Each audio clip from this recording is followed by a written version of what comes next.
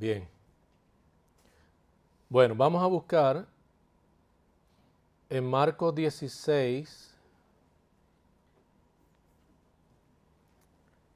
y vamos a dar lectura a partir del verso 9.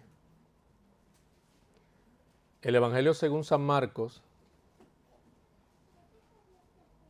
Evangelio según San Marcos, capítulo 16, a partir del verso 9. Y la palabra del Señor dice de la siguiente manera, en el Evangelio según San Marcos, capítulo 16, a partir del verso 9. Habiendo pues resucitado Jesús por la mañana, el primer día de la semana, apareció primeramente a María Magdalena, de quien había echado 7 demonios. Yendo ella, lo hizo saber a los que habían estado con él, que estaban tristes y llorando. Ellos, cuando oyeron que vivía y que había sido visto por ella, no lo creyeron. Pero después apareció en otra forma a 2 de ellos que iban de camino, yendo al campo. Ellos fueron y lo hicieron saber a los otros, y ni aún a ellos creyeron. Padre, te damos gracias por tu amor, misericordia, por tu gran bondad, por este día maravilloso que has hecho. Gracias por la salvación inmerecida, gracias por el sacrificio inmerecido. Gracias por concedernos la gran bendición de ser llamados tus hijos, por los méritos suficientes de aquel que merece toda la gloria y toda exaltación, que es Cristo. Gracias por su justicia, la cual hizo posible, Señor, que nuestra deuda fuera totalmente perdonada. Gracias por esta gran bendición. Ayúdanos y fortalécenos. Y hoy, un día de celebración para nosotros los cristianos, Señor, que podamos apreciar tu verdad y podamos estar en la plena disposición de dar a conocer al mundo, o seguir dando a conocer al mundo la verdad de que Cristo murió y resucitó y que solo en Él hay vida eterna. Gracias por tus bendiciones. Una vez más, en el nombre de Cristo hemos orado. Amén y amén. Bueno, son muchas las cosas interesantes que comienzan a acontecer con la resurrección de Cristo. Pensando solo en esto, pudiéramos nosotros reflexionar sobre lo que aconteció precisamente en nuestra vida cuando fuimos perdonados, cuando fuimos justificados, fuimos regenerados, lo que empezó a acontecer en la vida nuestra. Empezó a estar llena de cambios, los cuales llamamos novedad. Pues aquí también hay una serie de novedades, dado a la resurrección, ¿verdad?, de Jesucristo. Y hay varias cosas interesantes que revelan o que se desprenden o derivan de estos acontecimientos que aquí se mencionan, ¿verdad?, o se registran. El primero, y para mí uno de los más significativos, es la revelación del mismo poder del Señor. Dice el verso 9, y es la causa y el motivo de nuestro regocijo permanente, pero el cual hoy también se hace aún más evidente, ¿verdad? Que Él que resucitó, dice, habiendo pues resucitado Jesús por la mañana el primer día de la semana. Jesús tenía el poder y asimismo lo había afirmado Asimismo, Él lo había declarado. Tenía el poder para poner su vida, y únicamente Él podía hacer esto, y tenía también el poder para volverla ¿qué? A tomar.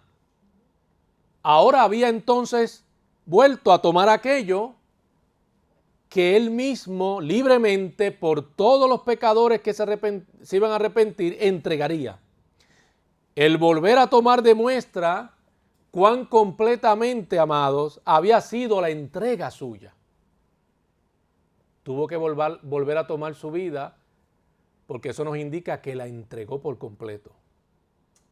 Y cuando hablamos de que Cristo entregó su vida por completo, lo que significa es que el sacrificio de Jesús, y únicamente el sacrificio de Jesús, satisfizo esa demanda de un Dios santo que ningún ser humano podía satisfacer. Y lo hizo para que aquellos que creen en su nombre, y cuando digo creen en su nombre, no es el simple asentimiento a una verdad.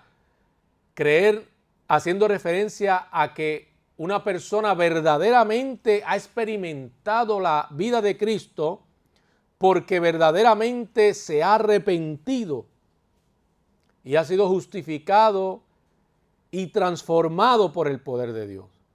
Porque como el domingo pasado mencionamos, hasta los demonios creen y tiemblan. Así es que no es simplemente asentir aquí, es creer verdaderamente. Habla de una experiencia real, ¿verdad? Una persona que verdaderamente ha sido unida a Cristo y cuya identidad ahora es Jesús. Así es que el hecho de que Él volviera a tomar su vida pone en evidencia que la había entregado de manera total,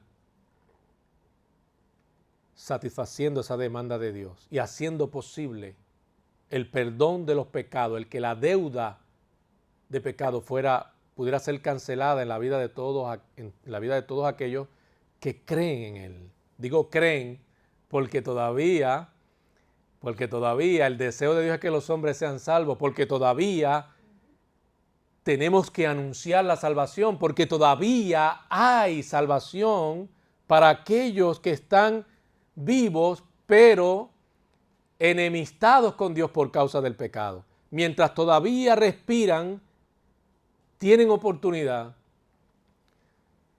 de confesar a Cristo como su único Salvador, creyendo plenamente en su suficiencia, que ésta satisface todo lo necesario para poder ser perdonado.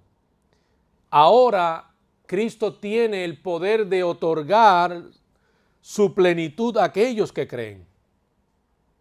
Y esto es lo que Él hace.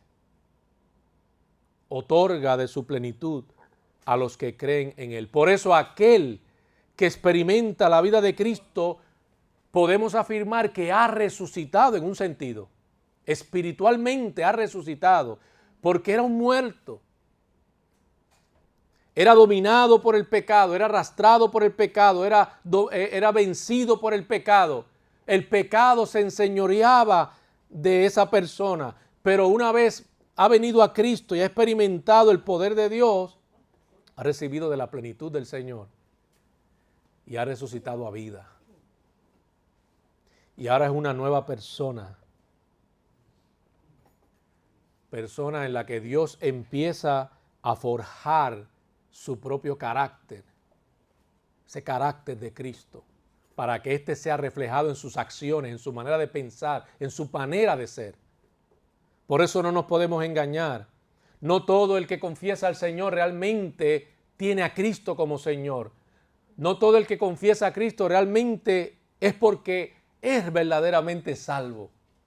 Aquel que es salvo, amado, ha recibido de la plenitud de Cristo, y eso es algo, amado, que se refleja, que es evidente en la vida de esa persona. Hay una transformación genuina, palpable. Hay una evidencia de esa obra interna que el Señor realiza en la vida de ese pecador. Y el fruto de eso, amado, es obvio. Primera de Corintios 15, 14 dice algo bien importante respecto al tema de la resurrección. Pablo dice, y si Cristo no resucitó, vana es entonces nuestra predicación, vana es también entonces nuestra fe. Por lo tanto, el tema de la resurrección es un tema central, es un tema medular, es un tema sumamente importante para el cristianismo, para el cristiano. Si negamos que Cristo resucitó, vana es nuestra fe. Pero como sabemos que Él resucitó, nuestra fe no es vana. Aunque podríamos pensar que es escaso el respaldo en el Antiguo Testamento sobre la glorificación o el estado de glorificación, y esto tiene que ver con la resurrección. El estado de glorificación habla de la resurrección y el cuerpo glorificado. Interesantemente, el Nuevo Testamento mismo nos indica que esto no es así, que la evidencia del Antiguo Testamento acerca de la resurrección no es escasa. Y en ese sentido, es más que suficiente, es abundante, más de lo que podemos nosotros quizá imaginar. Porque en el contexto de Cristo, muchos judíos que vivían en ese tiempo tenían alguna esperanza que estaba relacionada o ligada al hecho de una resurrección corporal futura. Por lo tanto, si esa era la mentalidad, es porque en la antigüedad, desde la antigüedad, sí se creía en la resurrección. Ya desde la antigüedad. Cuando Jesús vino a la casa de Lázaro, después de que había muerto, y sabemos que lloró porque estimaba mucho a Lázaro, era su amigo, era como un hermano. Y dice la Escritura que lloró. Algunos se van al extremo, pienso yo, y quizás en su exégesis, en su interpretación, aluden que las lágrimas de Cristo más bien era por la incredulidad de ellos. No, amado. Es como que se trata de presentar a Cristo a un Cristo que no se compadece, que no se preocupa, que no siente el dolor de los demás y sobre todo que no le afecta en lo más mínimo el hecho de que alguien haya fallecido. Como si las personas no tuvieran dignidad, no tuvieran ningún tipo de valor. Mire, amado, eso no es así. Eso no es así. Lloró porque era Lázaro, porque le estimaba, porque lo amaba, como amaba también a aquellos que estaban sufriendo por la pérdida de Lázaro. El llanto de Cristo no es por impotencia, pero ciertamente porque ha muerto alguien que estima y porque también ve el sufrimiento de aquellos que le rodean. Es el consolador por excelencia, Jesús. ¿Cómo no se va a conmover? ¿Cómo no va a llorar? Pero interesantemente lo que quiero resaltar de esto es que cuando precisamente Cristo pretende o tiene la intención de consolar, le dice a Marta, tu hermano resucitará. Pero interesantemente, vean la respuesta de Marta. Marta respondió diciendo, yo sé que resucitará en la resurrección en el día final. O sea que la concepción referente a la resurrección en un tiempo futuro era algo que estaba presente, muy presente en la mente de los judíos de aquel tiempo. Eran muchos los que estaban claros de que iba a haber una resurrección. O sea que todo esto señala que desde el Antiguo Testamento, amado, esta concepción estaba clara. Pablo estaba sometido a juicio y le dice a Félix que tenía en Dios la misma esperanza y dice que estos hombres, los judíos que lo acusaban, que la que ellos profesaban, ¿referente a qué? referente también a la resurrección futura. Así que no era un tema que fuese ignorado, no era un tema del que no supieran y mucho menos del que no creyeran. Hebreos 11, por ejemplo, referente a Abraham, dice que Abraham esperaba que una ciudad de cimientos sólidos, en la cual Dios mismo es arquitecto y constructor. Hebreos 11, verso 10.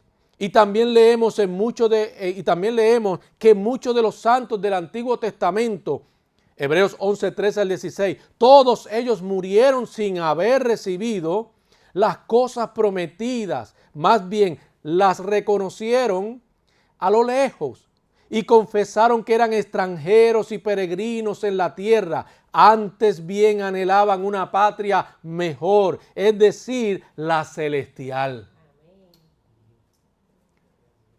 Claro, si tú me estás diciendo que tú entiendes que vives como peregrino y extranjero, es porque tú me estás diciendo, esa no es tu patria. Ese no es el lugar en el que tú te ves en el futuro. Por lo tanto, se sobreentiende que la mentalidad era referente a la resurrección, que creían que había una resurrección. Pero miren Job, un texto que nos fascina de Job. Yo sé que mi Redentor vive. ¿En qué contexto encontramos estas declaraciones? En el Antiguo Testamento. Yo sé que mi Redentor vive y que al final triunfará sobre la muerte. Job 19, 25. Pero no solo Job, no solo es el caso de Abraham. Si leemos incluso en los Salmos, Salmo 49, 15 dice, pero Dios me rescatará de las garras del sepulcro y con él me llevará. El salmista no está afirmando, pues cuando muera, para la tumba fría me voy.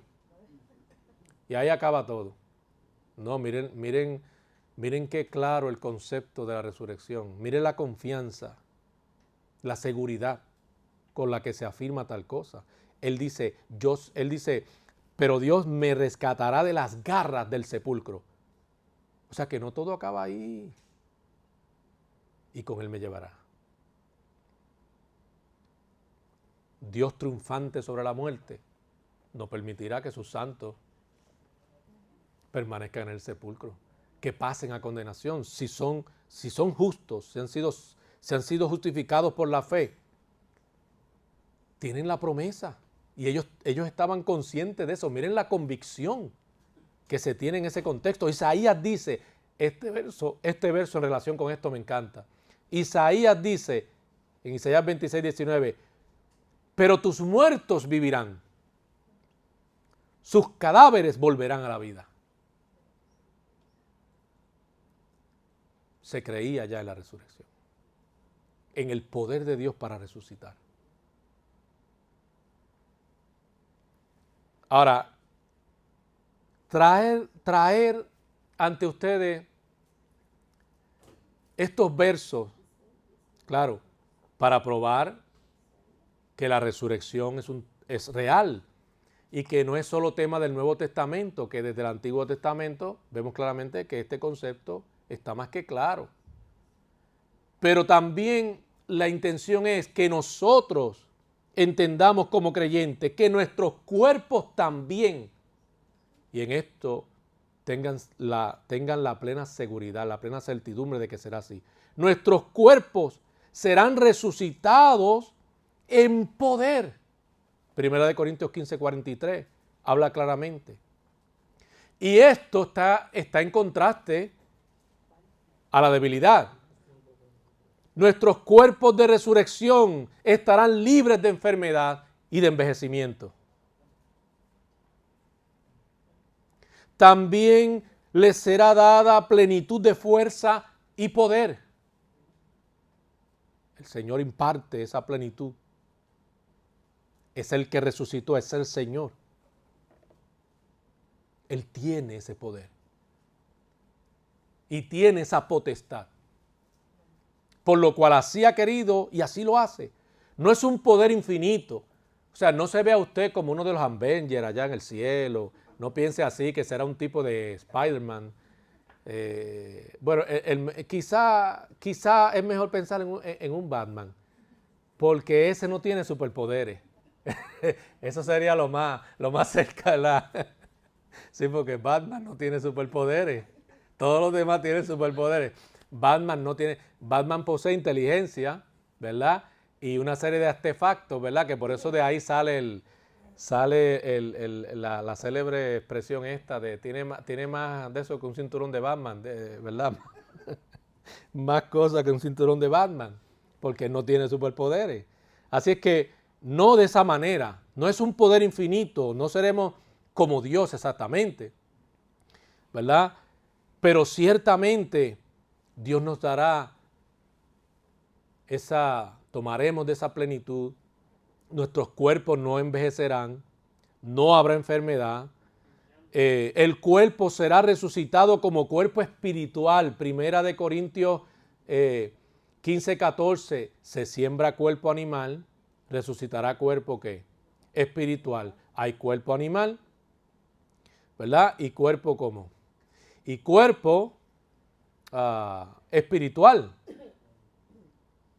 Lo que significa es un cuerpo completamente sujeto a la voluntad del Espíritu Santo de Dios y que responde a la dirección del Espíritu Santo de Dios. Eso es lo que significa. Pablo dice, el cuerpo mortal no puede heredar el reino de Dios, ni lo corruptible puede heredar lo incorruptible, en 1 Corintios 15, 50. Esa pregunta muchas veces crea confusión o duda. Y la pregunta que se hacen muchos creyentes incluso, ¿qué significa entonces? Porque ahí Pablo dice que el cuerpo mortal no puede heredar el reino de Dios. Se refiere a nuestros cuerpos ahora mismo en semejanza de Adán. Estos cuerpos sujetos a debilidad, sujetos a muerte, no pueden heredar el reino de los cielos. Pues entonces se hace necesaria la transfiguración, o sea, la transformación. Nuestros cuerpos serán transfigurados y pasaremos a tener cuerpos semejantes al de Cristo. ¿Qué concluir al respecto de esto mencionado? La mejor manera de concluirlo es con una misma cita bíblica, primera de Juan, en la epístola, primera de Juan 3:2, que dice, amados, ahora somos hijos de Dios y aún no se ha manifestado lo que hemos de ser, pero sabemos que cuando Él se manifieste, seremos semejantes a Él porque le veremos tal y como Él es. Mire, con esto que yo acabo de decir nada más, se puede cerrar ya la exposición hoy.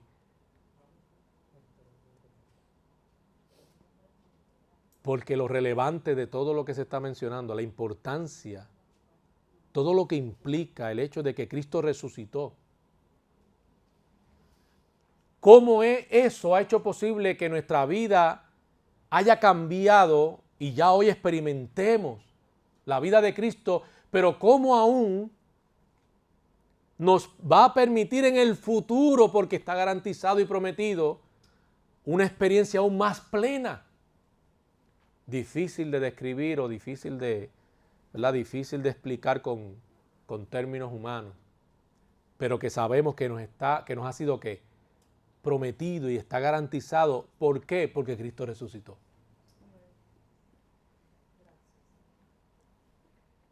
Esa es la base de nuestra fe. ¿Qué otra cosa revelan esos acontecimientos? ¿Qué otra cosa importante se desprenden o derivan de esta resurrección?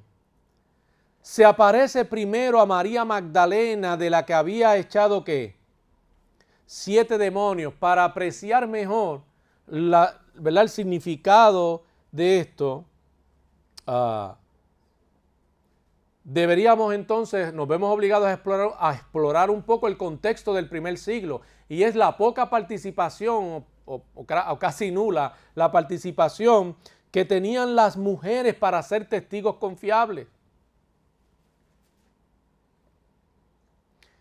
Siendo así, no se les permitía servir como testigos legales en un tribunal. Sin embargo, se convierten en las primeras testigos presenciales, no de cualquier cosa, de la resurrección de Cristo.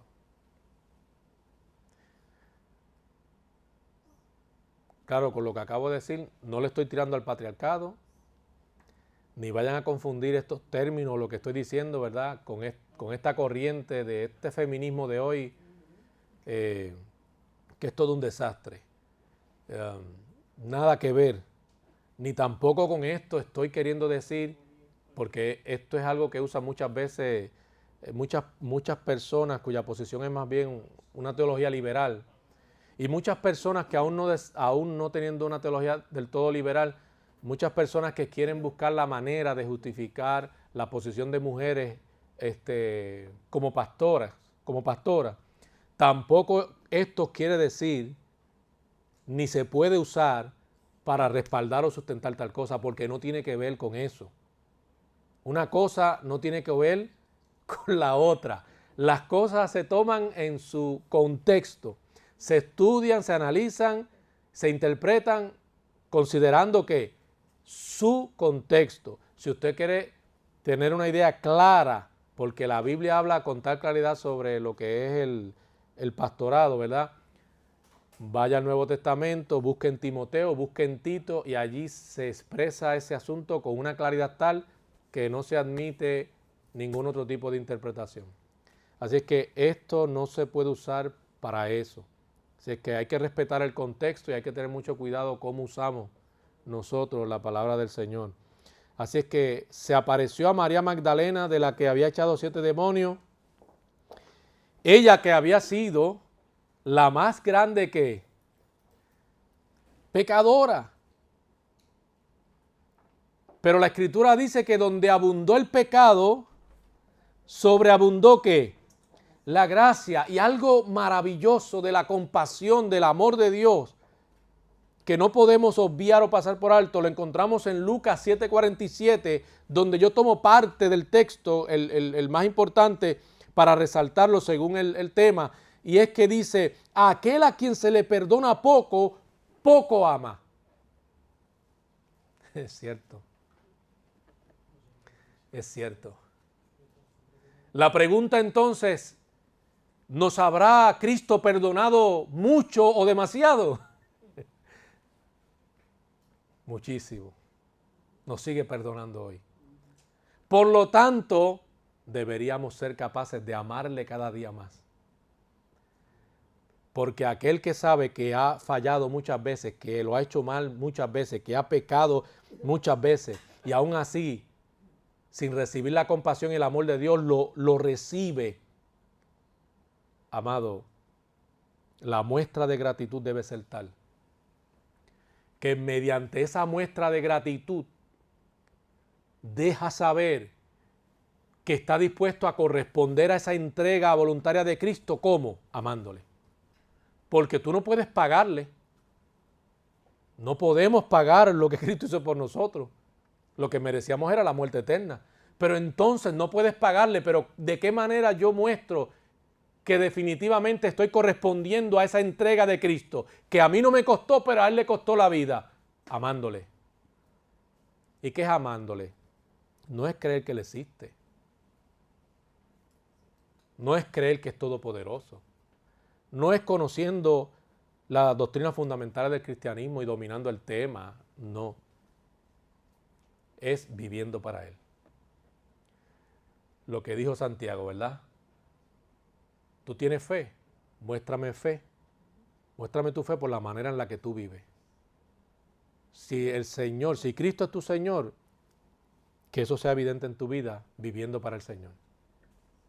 Porque no podemos amar a dos señores. Tenemos que decidir, no podemos amar a dos señores. O estamos amando a uno o estamos amando al otro. No podemos pagar, ni Cristo tampoco espera que paguemos. Pero lo que quiero decir con esto, amado, es que debemos estar tan agradecidos por lo que Cristo ha hecho, que no debe haber ningún tipo de reparo en estar dispuesto a servirle y a entregar nuestra vida por Él y por la causa de Él. No debe haberlo. Es ahí cuando incluso para ti Cristo vale más que tu propia vida. Fue la mentalidad de los apóstoles. De lo contrario, ellos no hubieran entregado la vida como la entregaron. Al final sabían que si perdían la vida por causa de Cristo, verdaderamente no la estaban perdiendo. Cristo la tomaría. Irían directamente a la presencia del Señor. Ya Cristo había vencido. ¿Cómo perderla si ya Cristo había vencido? La verdadera pérdida es la del pecador que muere sin reconciliación. Eso sí es una triste y lamentable pérdida. ¿Por qué? Porque la condenación es eterna. Eso es lo triste del asunto, que la condenación no es, Dios no fijó un término para la condenación que experimentarían los pecadores que no se arrepintieran, sino que es eterna. Eterna es que no tiene fin. El dolor, el tormento, la angustia es eterno. Hay una doctrina falsa que promueve que si bien no niega que los pecadores que no se arrepienten, ¿verdad?, experimentan la condenación eterna y los tormentos del infierno, creen y dicen, no sé de dónde lo sacan porque la Biblia no lo dice, no dice nada de eso de esa manera, que la condenación es por un lapso de tiempo y después son aniquilados, pero dejan de sufrir ya. Eso usted búsquelo en la Escritura, le aseguro, no encontrará tal cosa. Cuando vamos a las descripciones que se dan del tormento eterno, siempre dice que es eterno. Y no es una alegoría, no es simbólico, es un infierno real, es un sufrimiento y tormento como reales. De lo contrario, Cristo no hubiera puesto tanto énfasis cuando predicaba la salvación sobre el hecho espantoso de la condenación eterna. No dejemos que nos persuadan las mentiras y aquello que no es verdaderamente bíblico. Tampoco existe tal cosa como el limbo, ni el purgatorio. El que muere sin Cristo ya se pierde irremediablemente. Quien muere en Cristo va a la presencia de Dios. Eso es lo que está claro en las Escrituras. No hay nada de purgatorio, que la persona, aunque murió, luego para agilizar el proceso de purificación en ese lugar, el purgatorio, que debe ser un lugar entre el cielo y la tierra, pero no se sabe dónde, para entonces, luego que pasa por ese periodo de purificación, esté preparado para ser recibido y aceptado en el cielo. Tal cosa es un disparate. La Biblia no dice tal cosa. Así es que amemos a Dios con esa intensidad, con esa pasión, más que nuestra propia vida, más que nuestros propios intereses, más que todo lo que nosotros entendamos que tiene valor en esta vida.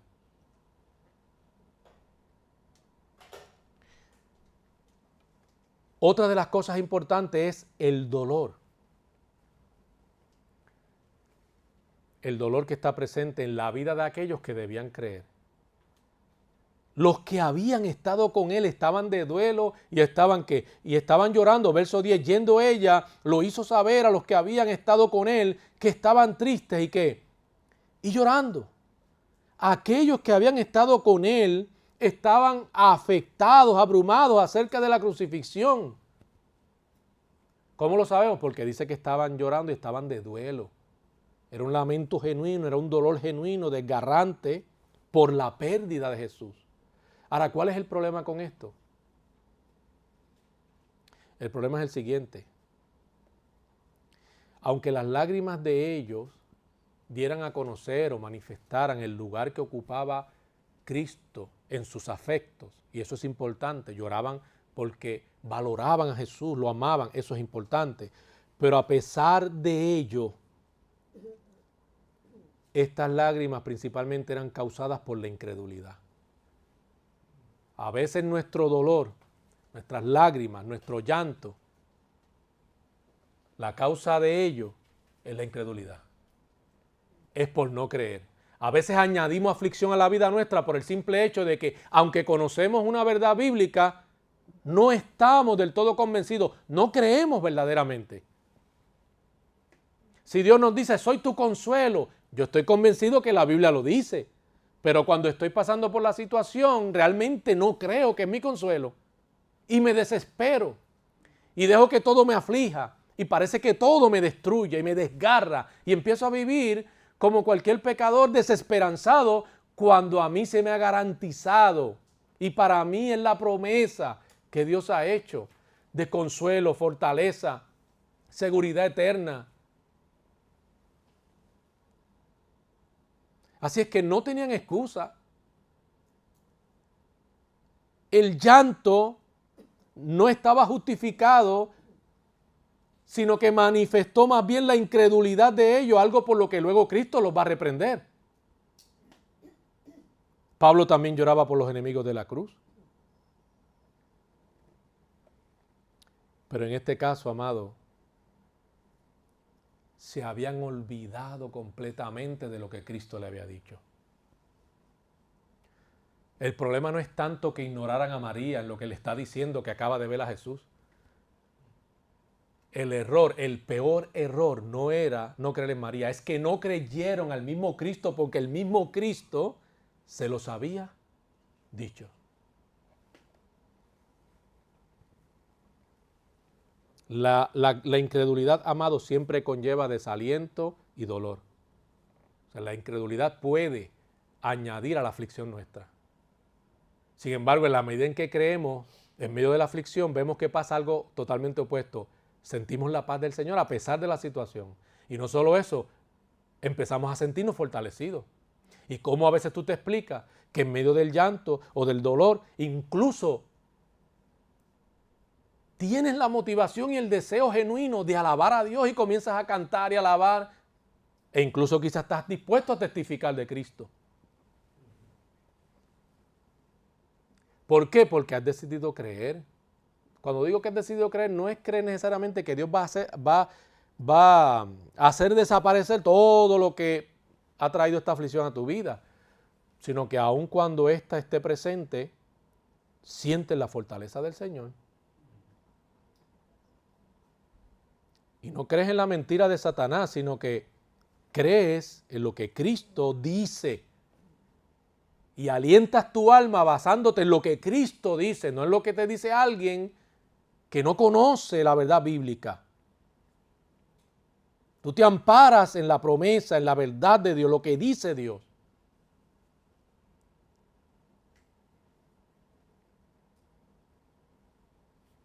Después de esto fue manifestado bajo diferentes formas. Jesús se aparece a dos de sus discípulos, el mismo Salvador en una forma distinta, pues claro, porque hablamos de un cuerpo ahora como transfigurado. Ante esto lo que uno puede decir, oh, profundidades de la sabiduría y riquezas de Dios, porque es que esto es algo poderoso, amado. Se apareció a Esteban como el glorificado, pero a Saulo, ¿cómo se le presentó? Como el perseguido. O sea que no importa nuestras circunstancias, nuestras condiciones, cuando Él aparece, siempre lo hace como aquel que necesitamos. Así es que sabrá Dios de qué manera el Señor en estos días se te aparece. No estoy hablando literalmente. De qué manera decide ministrar a tu vida en estos días. Dios permita que cuando Él lo haga, te permita darte cuenta de que es Él. Su gracia siempre, esto nos enseña que su gracia siempre es hecha apropiada. Siempre, no solo apropiada, suficiente. Dios siempre llega en el momento oportuno. Y a veces nos pasa que no lo vemos y empezamos a decir, nos abandonó, cuando hace rato ha estado allí. En aquellas pequeñas cosas que parecen ser insignificantes, cuando empezamos a analizar todo lo que nos está pasando en medio de la situación, nos damos cuenta que Él ha estado siempre ¿qué? Siempre allí. Siempre allí. Lo que pasa es que a veces le esperamos de una manera que no es la manera en la que Él va a llegar.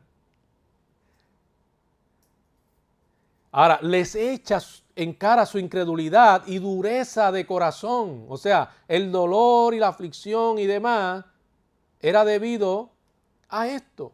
Finalmente se apareció a los 11 mismos, estando ellos sentados a la mesa, y les reprochó. Porque Cristo no se reserva nada. Y Cristo, amado, es directo. No va con mucho rodeo. Nos puede parecer algo fuerte porque alguno diría, pero caramba, Cristo no. Estaban llorando esa gente. No es eso, es que Dios conoce el corazón y a veces conoce la razón de las lágrimas.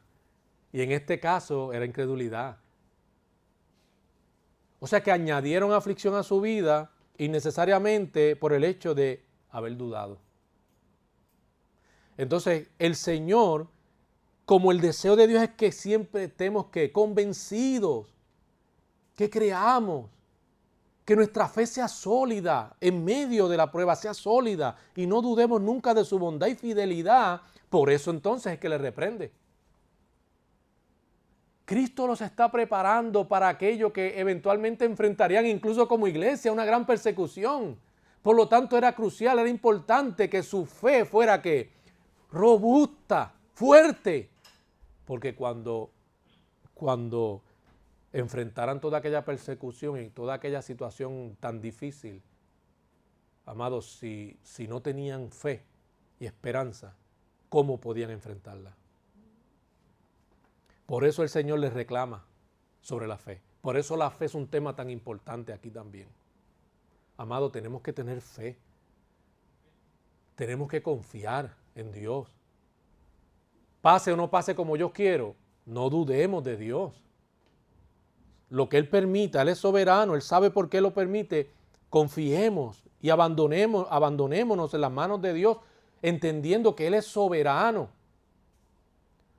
Si no puede hacer desaparecer lo que genera mi crisis, puede darme paz en medio de ella y puede darme consuelo y fortaleza y aún así glorificarse según su propósito.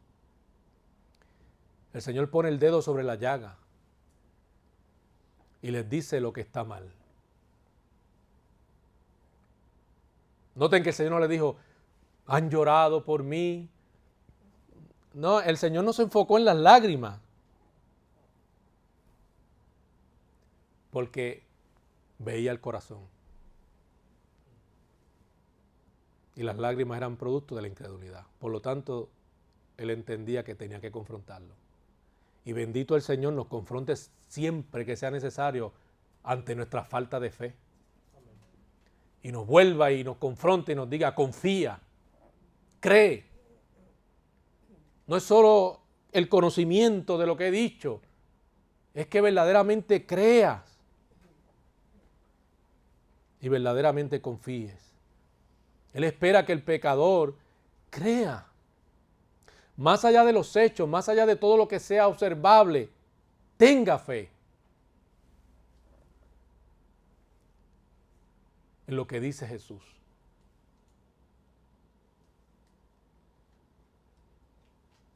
El Señor esperaba que se creyera el testimonio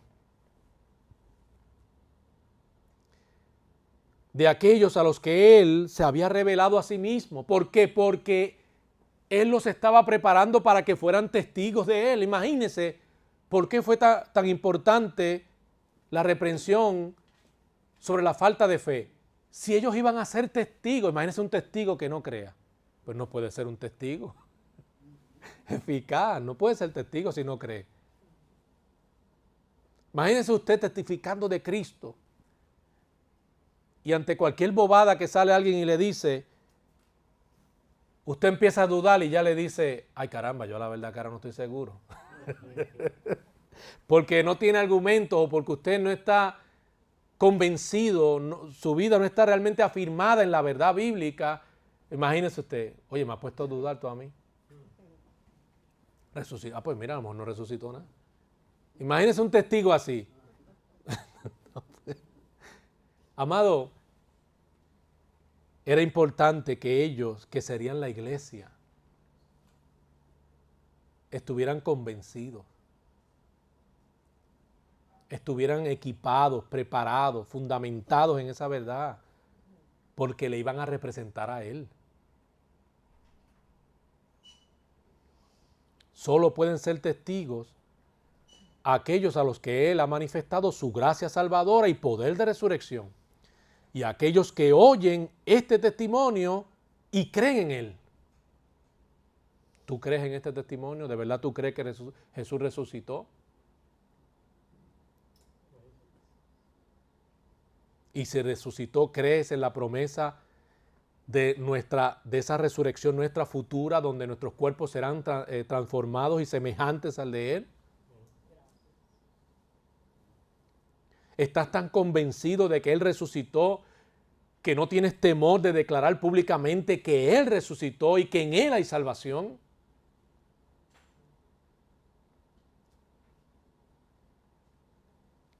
En Juan 17, en la oración sumo sacerdotal de nuestro Señor, registrada ahí, Él oró por aquellos que han de creer por la palabra de Dios. Miren por quiénes oró. Por aquellos que han de creer en su palabra. Pero predicada por quiénes? Por estos testigos que debían creer.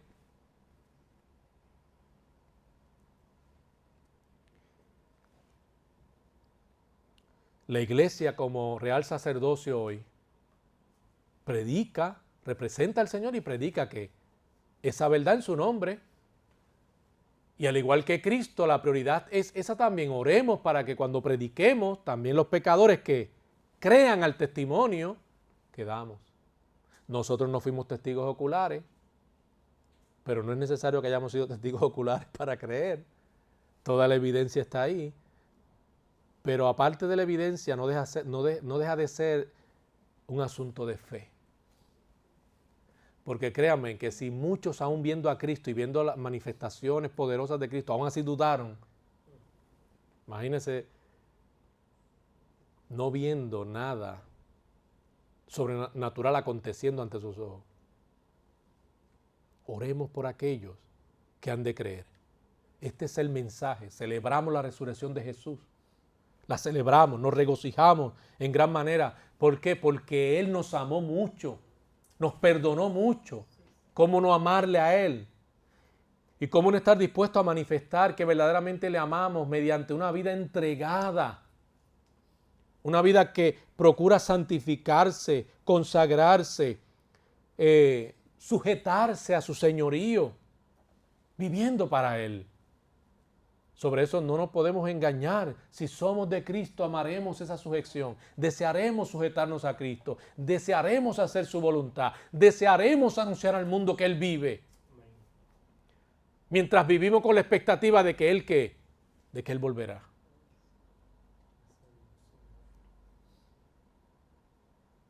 Son muchas las personas que tienen la urgencia de la salvación. La urgencia de ser salvos. Ellos mismos no necesariamente lo entienden así. Debemos estar conscientes de esto. Pero para eso estamos. Al predicarle, le persuadimos sobre la mayor necesidad que tienen los hombres, que es la de ser salvos. En la vida ajetreada de ese pecador, llena quizás de confusión por las cosas que escucha o por sus propias ideas, se desconocen muchas cosas. Nosotros estamos para encaminar en cierta manera, mediante la exposición de la verdad, dar luz, arrojar luz,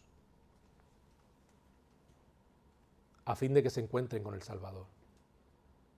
Vamos a orar y dar gracias a Dios. Que renueve nuestra fuerza, que el Señor nos fortalezca, que que no vivamos ignorando la razón por la cual fuimos salvos, que no vivamos ignorando la misión de la iglesia, el deber primordial de la iglesia, que es evangelizar y hacer misión. Es bueno alimentar las barriguitas, es bueno poner calzado en el pie que no tiene, pero la misión principal no podemos abandonarla. Es testificar de Cristo, es predicar a Cristo, es hacer discípulos, amados. Esa es la misión primordial de la iglesia. Padre, gracias por tu amor, por tu misericordia. Gracias, Señor, por tu bondad, por tantas bendiciones que nos has concedido sin merecerlo. Señor, solo tú puedes fortalecernos y solo tú puedes hacer posible que podamos, Señor, corresponder a tu amor con entrega, con pasión, Señor, y con esa intensidad necesaria, Señor, sobre todo por causa de aquellos que todavía han de creer, por causa de aquellos que necesitan ser salvos. Señor, que no olvidemos la razón por la cual nos separaste, por la cual tú nos has salvado. Señor, los tiempos se acortan. El tiempo transcurre y no transcurre en vano. Hay una promesa, Señor. Hay cosas que van a acontecer. Y nosotros tenemos el deber, la obligación, pudiéramos decirlo de esta manera, porque tu amor, tu verdad nos debe constreñir a predicar a cuantos podamos, a cuantos se crucen en nuestro camino. Señor, de que necesitan urgentemente a Jesús. De que un día, Señor, morirán. Y que será trágico si mueren, Señor, sin abrazarse a ti. Gracias una vez más por tu amor. Bendícenos, bendice a los hermanos presentes, mira a los enfermos. Sánalos si es tu prerrogativa, si está en tu prerrogativa divina, si está en tu voluntad, sánalo. Señor, como también fortalécelos, consuélalos, sosténlos en la dura prueba y en la dificultad, que no les falte, Señor, la palabra de aliento y de ánimo, y que no olviden recurrir todo el tiempo a tu palabra, para que te escuchen ahí, para que no olviden lo que tú has dicho, para que vivan siempre sus vidas, Señor, confiando plenamente en tu fidelidad. Gracias una vez más. Por Cristo Jesús oramos. Amén.